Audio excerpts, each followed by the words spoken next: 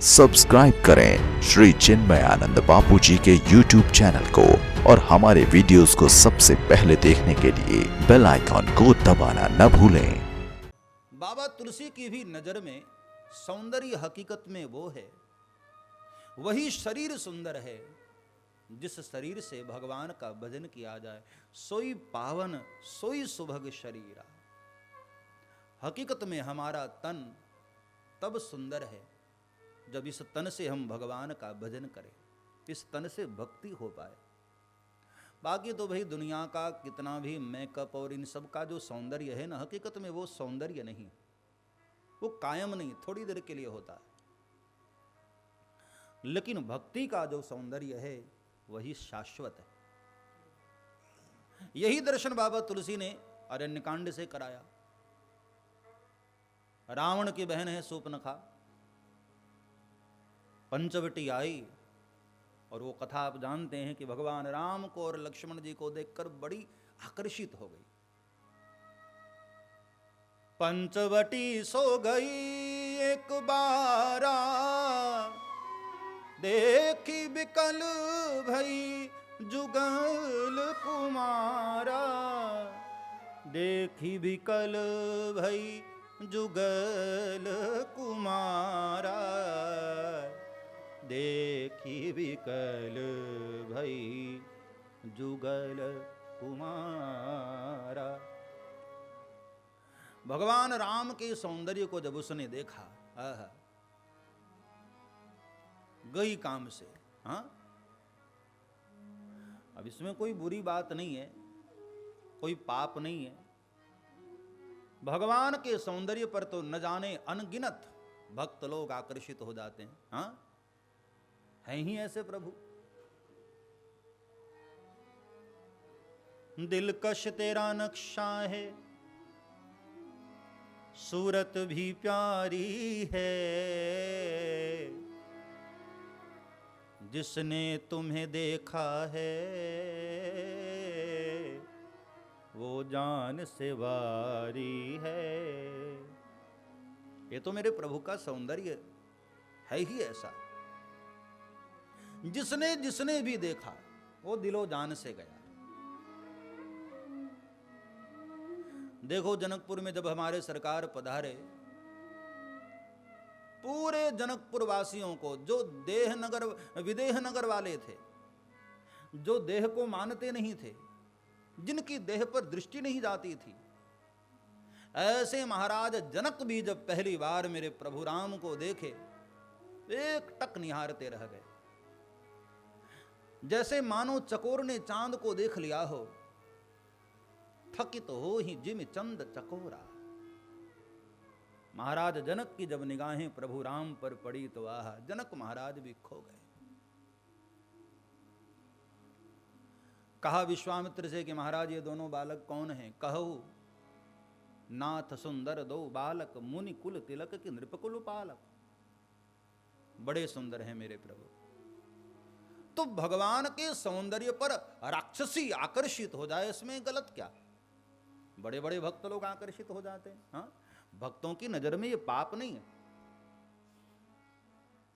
दूसरी बात, न केवल आकर्षित हुई बल्कि प्रभु को पाना चाहती है शूर्पणखा। तो उसके लिए क्या किया उसने?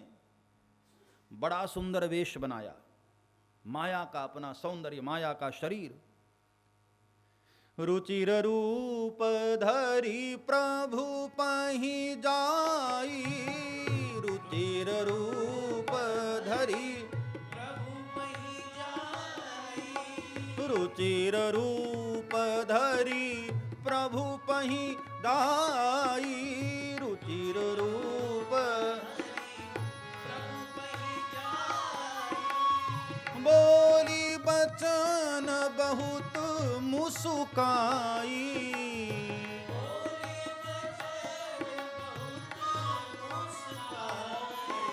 बोली बचन बहुत मुस्काई,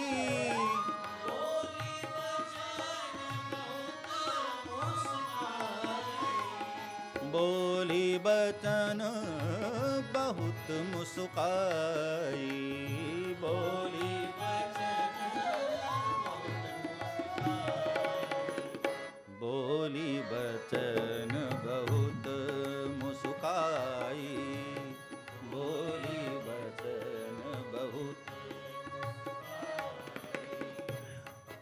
शूर्पणखा भगवान पर बड़े आकर्षित हुई और प्रभु को पाना चाहती। यहां तक कोई गलत बात नहीं, भगवान के सौंदर्य पर हर कोई आकर्षित हो जाता है। हाँ, देखो बाकी बिहारी को पहली बार कोई वृंदावन जाए, रसखान ने जब पहली बार देखा बिहारी जी को, रसखान दिलो दान से गया और वो बेचारा ऐसे गया फिर निकल नहीं पाया। आज भी उसकी समाधि वृंदावन में। जब राजा के बादशाह के दरबारी लोग, सैनिक लोग खोजने गए कि देखो पता तो करो आखिर रसखान गायब कहां हो गया, तो कहते हैं कि हर मंदिर में, हर आश्रम में जाकर ढूंढ लिया, रसखान का कोई पता नहीं। कहां गया रसखान? बेचारे निराश होकर, उदास होकर जमुना के किनारे आए तो वहां एक बाबा जी ध्यान लगाकर बैठे थे। ध्यान से देखा कि यही तो रसखान है।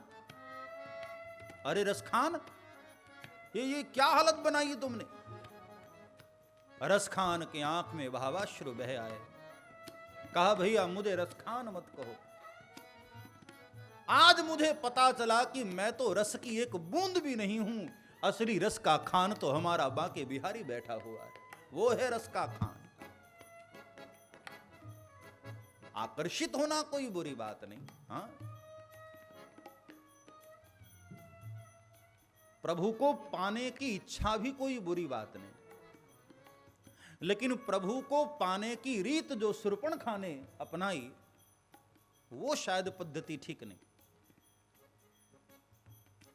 रुचिर रूप धरि प्रभु पही जाए, भगवान के पास सुंदर रूप बनाकर गई, नकली रूप बनाकर गई, दिखावे वाला सौंदर्य, बाहरी जो सौंदर्य है वासनात्मक सौंदर्य का उसने सृजन किया और प्रभु के पास पहुंच गई। और मेरे प्रभु का स्वभाव है, निर्मल मन जन सो मोहि पावा, निर्मल मन सो मोहि पावा,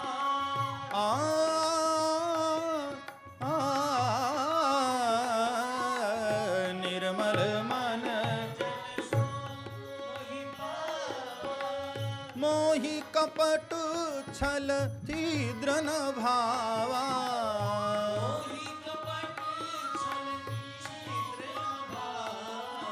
मोहि कपट छल छिद्र न भावा,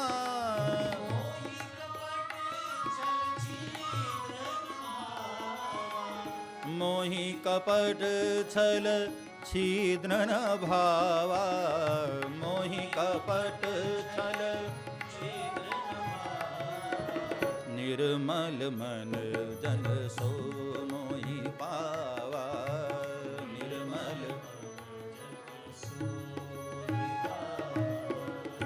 भगवान को कपट प्रिय नहीं है, भगवान को तो निर्मल मन प्रिय है। सब्सक्राइब करें श्री चिन्मयानंद बापू जी के YouTube चैनल को और हमारे वीडियोस को सबसे पहले देखने के लिए बेल आइकॉन को दबाना न भूलें।